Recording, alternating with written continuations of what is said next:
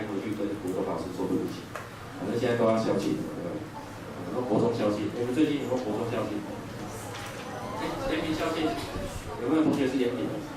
有啊，你有没有回去延平校庆？哦，你什么时候回去的？我说你几点回去的？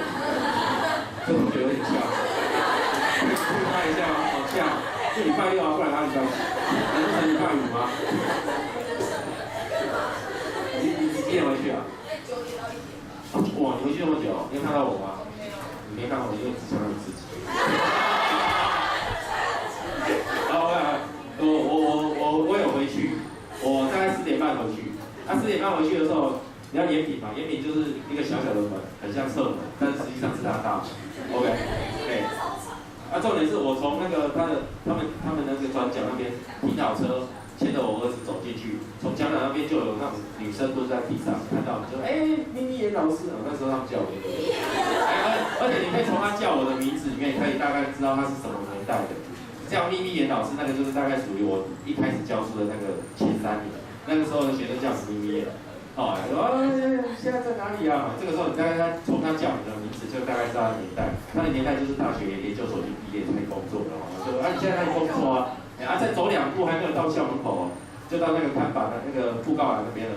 就说翔哥，好翔哥，这个时候年代又出来了。我在延平中教8年，接下来那个翔哥就是属于后了，中间那精华的3年，叫翔哥的。翔哥，现在大学念哪里啊？研究所了吧？我这样看一下。最后。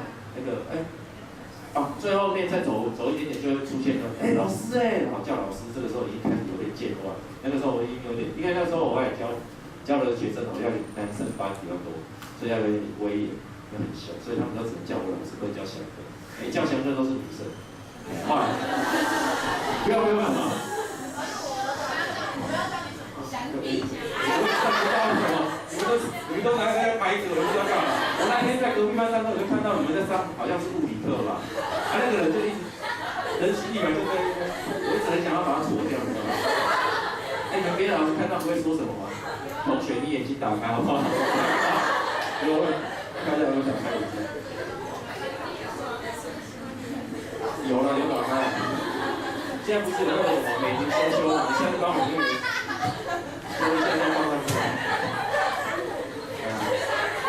结果后来我从4点半到那边，最后我12点离开，我只走到哪里猜？我只走到保健室而已，就这样一路走到保健室就是大概就是我们学校校门口，走进来走到大概小绿屋那一块，超短的，你看我已经逃离满天下，随便踩都踩到了，对，后来就决定好不要再走进去，然后就走回来了，对，走1个半小时往前，人类的1小时，结束我的压路 ，OK， 好，回来这里。讲那么多，其实要讲这个。好，看一下原密系子，然后回去把它剪还要剪掉这一段。好，来，我来看一下原密系子，这是你国中曾经很辉煌的那个年代留下来的遗迹哦，你看一下。什么叫原密？还记得吗？圆歪一点，你可以对圆做出一个切线段，叫做 PE。好，但是也可以对圆做出割线，叫做 PC。也可以叫做割线 PA， 好，那割线就会交2个点，切线只会交1个点。好，你知道圆可以做出几个切线的，2个啊，但是我不用再讲第2个，因为第2个切做出来的话，基本上你也知道这是等长的，没什么了不起。可是后来我们发现这个切线段跟这些随便做的割线呢，拥有这个特性，是切线段的比高会等于 PA 除乘 PC， 也会等于 PB 乘 PA， 没问题。你怎么证？你其实用相似三角形去证明就好。这就留给你自己去证哦，曾经有过。好，但是这个点也可以拿到圆的内部去，拿进来之后，在圆里面做2条线，这2条线都通过这个 P 点。那这个时候这些线虽然是随便画，长度也不一样，但是分割完之后，你可以知道出这一段乘以这一段等于这一段乘以这一段。那它也是用相似三角形去证明出来的。好，那这个结果都会了哦，所以请你要记住哦，因为我们圆要教完之后呢，基本上就要有一些几何特性要被留下来，而留下来的这个特性呢，就会跑出后来我们有很多题目会用的。举个例子，请你在下面画这个东西，随便2个圆，你怎么确定它们外里还是内里？外里外接，割内切内里，用圆心跟圆心的距离和半径做比较嘛，对不对？这是国中教的，我不要忘记哦。我现在不多讲好，那现在很明显，这个用肉眼判断它就是外离了。好，那外离之后我就想要找关系，所以我就会需要制造随便一个圆，但是这个圆要足够大，足够碰到两个圆。所以我随便做一个圆，它要碰到这个圆，两个圆。好，但是我现在做太大，所以我只要稍微画小一点，我画一下。好，画好。那画好之后呢，我碰到可能会碰到两个点，有可能碰到一个点，但是我现在尽量让它碰两个点。我现在做好了哦，这里会有4个点，应该会是吧？这4个点做完之后呢，请你把同一个圆的2个点连起来，形成一条直线。这2个点连起来会形成一条直线。然后这里很难画啊，我要画直线。我画直线，不好指，它会自动修正。这个时候会有一个焦点 P。好，现在讲的是以后要用到的东西哦。这个 P 找到之后呢，我会希望你去证明这件事情。P 对这个红色圆，左边红色圆有一个切点叫 P， 右边红色圆会有一个切点叫做什么 K。其实证明 PT 等于 PK， 好，这是国中证明，我只是怕你忘记，请你看一下，还记不记得怎么证？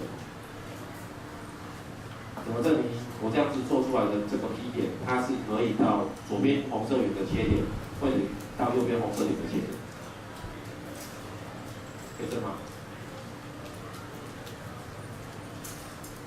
这个就请我们的点品之光，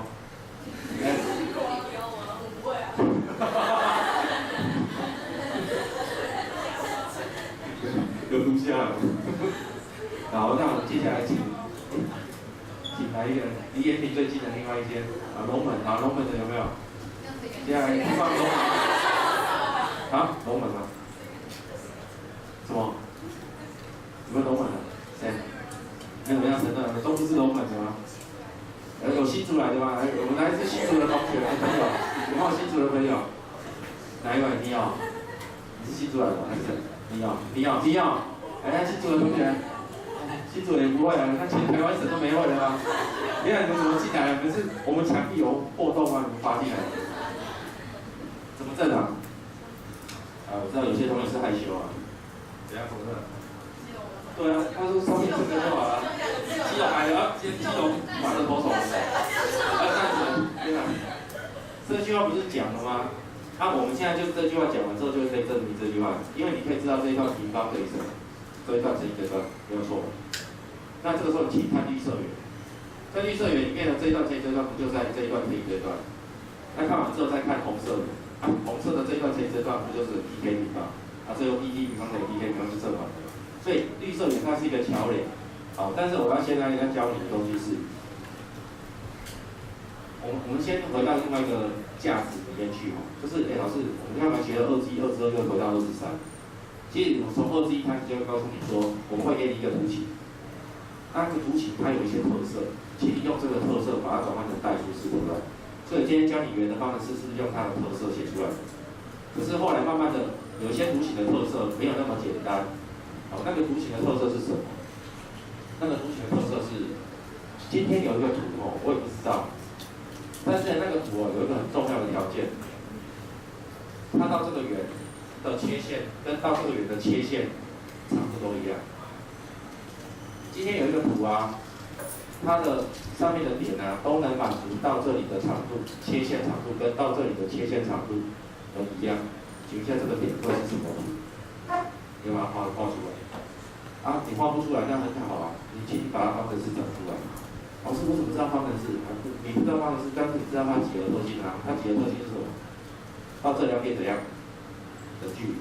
到这2点等距离。请问一下，到这2点2个圆的切线段的距离。有的同学就说，老师，可是切线段有2个。对有2个，这也会等它没错因为它等它嘛，对不对？它也会等于它，所以基本上你要说4个切线段等长也可以只是我只要讲2个就好。所以你就要利用我现在提供的这种线索，去慢慢的去想 P 是什么点。好，那这个 P 是怎么点的呢？我们后面会用到，所以我在前面呢先把前置作业讲，我让你先记 ，OK？ 好，所以这样一个点呢很特别啊 ，OK？ 好，我们后面再来 P 它。好，那 P 这个点呢，我们后来会称它有一个特殊名称，但是这个点呢太多了，多到最后呢，把这些名称集合起来，它就是一个名词。什么？你讲阿波罗好了，阿波罗不是它，但是阿波罗也是一个特殊条件。阿波罗尼斯源它是一个特殊化缘的另外一个定义，但是这个条件的这个 P 点的条件并不是阿波罗的条件。OK， 好，但这个点呢太漂亮了，我们觉得这个是极致啊。所以我们称这个点叫极点，极点对，就极点，太极致了，那个极就是太极的极点，极点就是说那个极点，极点呢它会有很多，而这些极点会形成一个图形，那个图形的话就叫极什么图极什么极圆的话就极圆，线的话就叫极线，如果是一个曲线的话就叫极曲，就这样子。但是它是极什么我不知道，我晚一点再来看看。好。那看样子我们范例一教完了，对不对？好，那范例我也提了一个东西叫做同心圆，基本上就是一种圆的平行的表现嘛，对不对 ？OK， 好，再往后，好，我来用末角，因为一个圆的呈现基本上我们知道，只要给我圆心跟半径我就得到。可是有的人就是很机车啊，怎么样？应该不是人啊，就是题目啊。我就是不给你圆心的，也不给你半径，怎么办？那就是拐弯抹角。好，所以像这个题目，它给你直径。取向给你直径，你就是很想要圆心，它圆心就在直径的哪里？中间，所以圆心在 AB 的中间，所以你要找中点，很简单，圆心就在 A 跟 B 的中间，所以相加除以2，或加0除以2，跟负1加3除以2。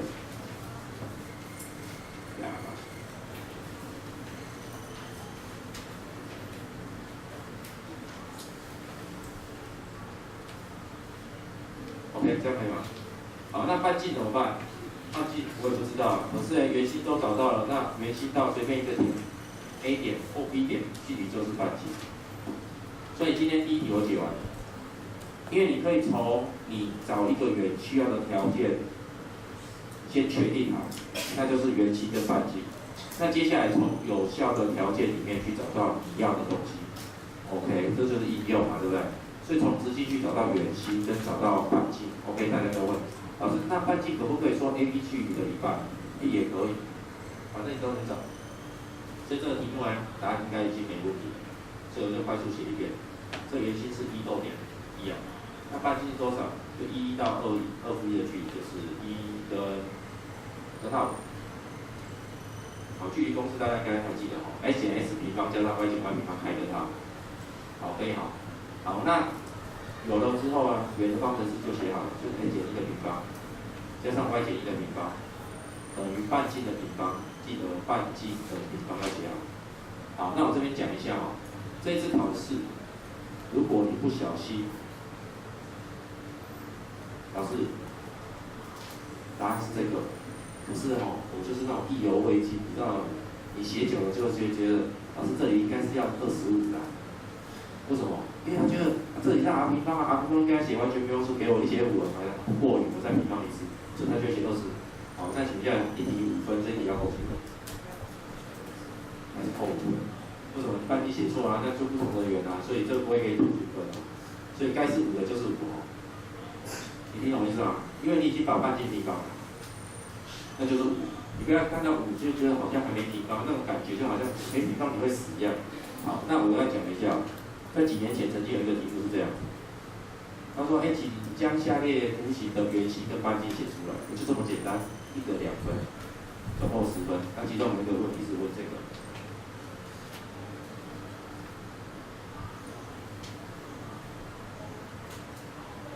好，先按圆心多少？半径多少？圆心是1逗点多少？负根号，别忘了要加负号。可是半径，根号3再怎样？再根号，就这样就好。这个题目的陷阱在哪里？因为大家很习惯半径顶多是开根号他说就开根号就直接写了，懂吗？懂这个梗吗？你自己想象一下。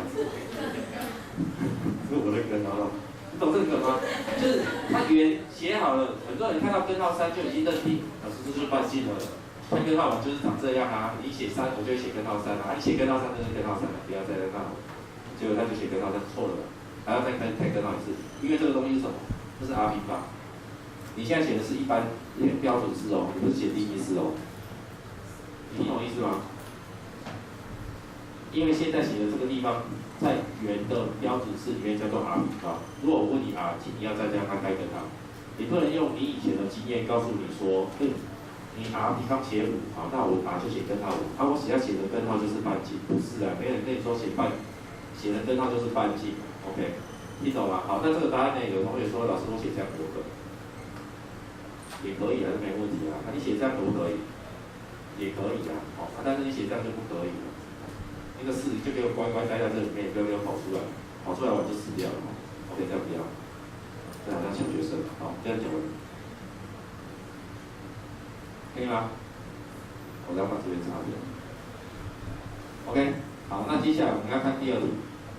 第二题这里呢，同学来想一下，老师他说有一个圆通过 AD 2点，那圆心在这个线上，求这个圆的方程式。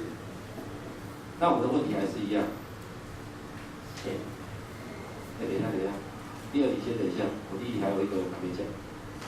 好，所以第一题就讲完了，对不对？好，可是我们有一个补充。有一个补充要写，那个补充就是，老师，他今天给的这个条件是可以让我们求到半径跟圆心，没错。可是他今天给的条件也太特别了吧？他说它是直径，所以这个时候附近让我回想到国中曾经也讲过，圆的几何特性里面，其中有一个是直径，所以这个我们就在这边写，这个可以擦掉。下面180的，下外220，蛮漂亮的。我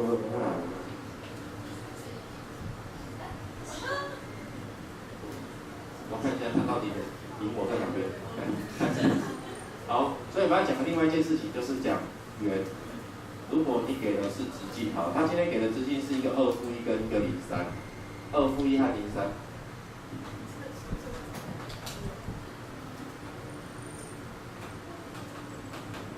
好，我要相对位置我稍微画清楚。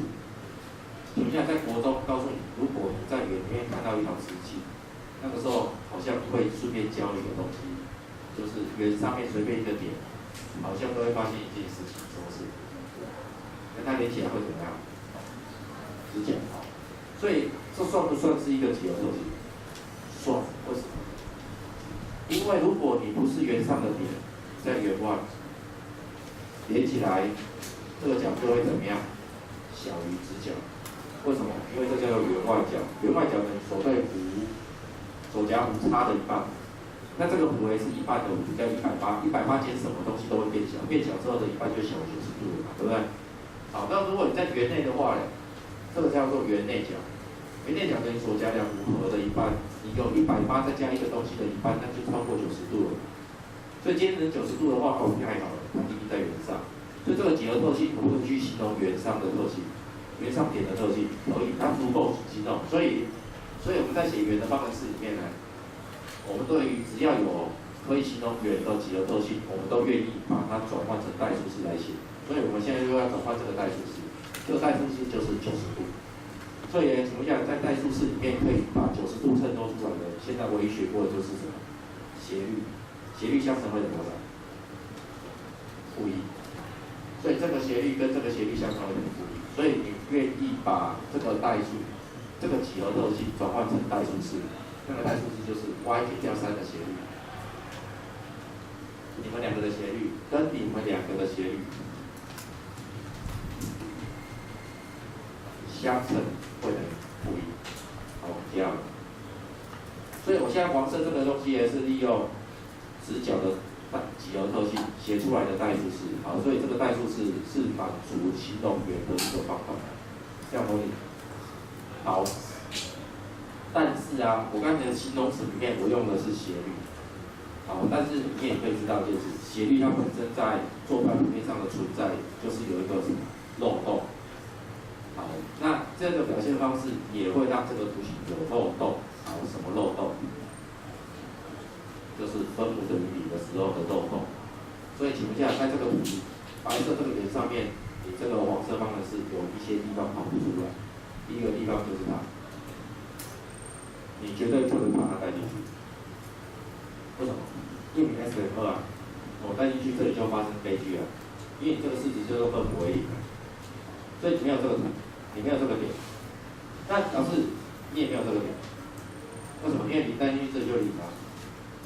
好，除此之外还有2个点没有发生，那2个点就是斜率不会发生的地方，叫做水平线跟间质线会垂直啊，所以呢，水平线跟间质线这个点会不见，水平线跟间质线这个点会不见。所以基本上我现在写的这个代数式是做一个代数式，但是它没有办法完整的把整个圆上所有的点都写出来，所以它会有漏洞。好，但是这个漏洞能够在我的控制之下，有，因为我都找到了。如果那个漏洞是我没有办法 hold 住的，我不知道漏洞在哪边，我找不到，那我应该有点担心。可是我今天有没有 hold 住它？有 hold 住了。怎么 hold 住？我找到它在哪里没有嘛？这个线段2端点不行啊，为什么？因为带进去这个式子分不会跑出。第二件事情，老师还有哪里？水平线跟间质线的垂直，我没有办法用斜率相乘等于复利来呈现。所以呢，这里有一个水平和间质，这里有一个间质和水平，所以有4个洞全部都抓到了。好，当你抓到的时候很开心啊，为什么？因为我只要把这些洞补齐，我的方式好做一个。所以呢，这个时候我们就去讨论一下你的这些漏洞的原因，出现的原因在于第一个，这2个洞是因为分母不能用力。所以我决定让你们2个人不要叫做分母，我让你是叫分母，那就把它乘过去。好，老师，那这2个洞该怎么办？这2个洞是原因是因为你斜率分母不能等于，所以刚好我乘过去是不是瞬间解决了这4个洞共通的问题？所以我可以解决这个问题，那我就做了，所以我就写好了。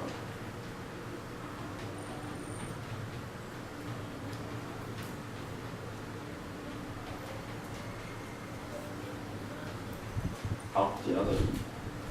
好，所以我先问一下哦，这个东西还是有漏洞，但是当我写成橘色之后，有没有任何漏洞？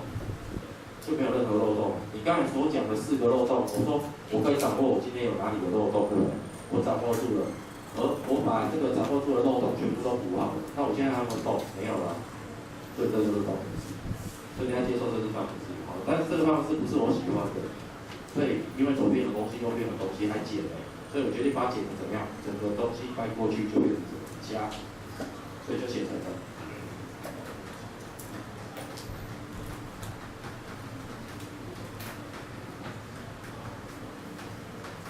好，写好了。好，所以下面白色这个式子呢，我们就称为直记式。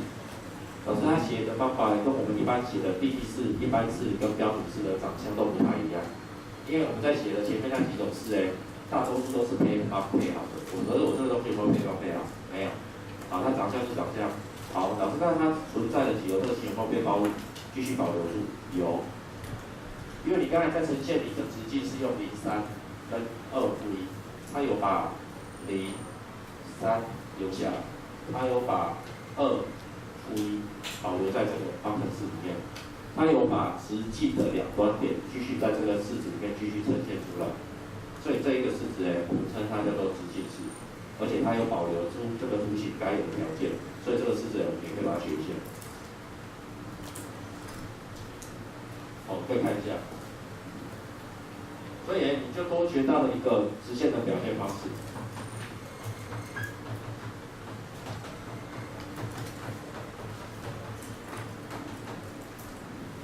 好，所以以后你就可以大胆地告诉人家说，老师这是一个圆，为什么？因为你说你看到这个样子就是直径式的样子，好，那这个时候我就会问你说，那你看到它是以谁为直径？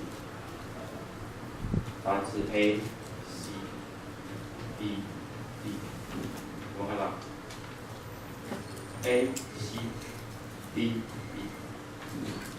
OK。好啊，老师也有同学说，老师为什么一定要是它配它，它配它？乘法句有什么律？加法律，那我可不可以把前后对调一下？老师，为什么我不能写 A、B 配 B、C？你们这样可不可以？答案是可以。为什么可以？因为这两个都是直径，而这两条直径用的特性是一个长这样，另外一个就长这样。而你讲的这4个点，会形成一个这样的形状啊，这个形状你猜猜看那是什么形？这两条线是圆里面的直径，所以会很长。再来，这两条线都会通过圆心，所以会平分。所以在国中里面学过对角线等长解互相平分的东西叫做什么？矩形。所以这4个点会形成一个矩形。所以你以后会有一个题目说，我在找一个矩形哦，我现在只差什么点？它这个矩形在什么圆里面？你可能透过这个式子就会把它找出来。这样听懂意思吗？我们学了一个表现方法叫做直径式，后来我们再学了另外一种问题叫做看到这个样子像直径式，所以我会把它解释成两组直径。你说老师这里对调那里为什么这里不要对调？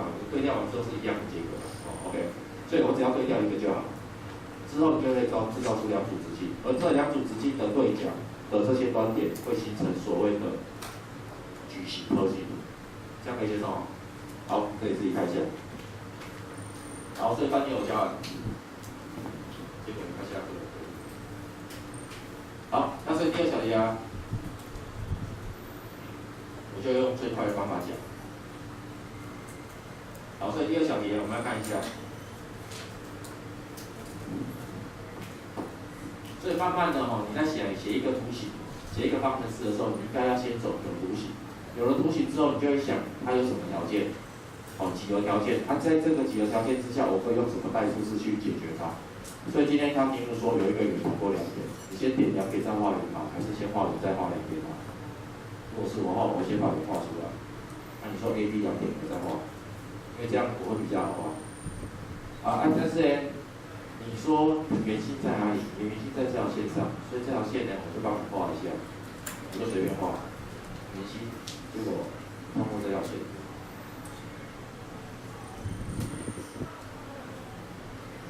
那圆心在这里，好，老师，他问我什么？结果他问我圆的方程式，有必要？为什么？因为圆的方程式，我们现在大概就是处心积虑要先找到2种条件，一种条件叫做心，一种条件叫做半径。你也不告诉我心，你只告诉我心在这里，你也不告诉我半径，你只告诉我2个点，这2个点顶多叫做弦不代表半径，所以这个时候怎么办？所以这个时候你就要2个事情找一个事情。集中火力来做，那就是先把圆心找看看。它已经暗示你圆心在这条线上，可是你知道国中有教过，圆心也会在 AB 的什么中垂线上。为什么？因为是弦的中垂线嘛，所以圆上那2点的中垂线，所形成弦的中垂线避过圆心，所以我只要把这条线的方程式找出来，去跟它解什么联立，联立解完有没有心？有，心就出来了。所以我现在讲流程。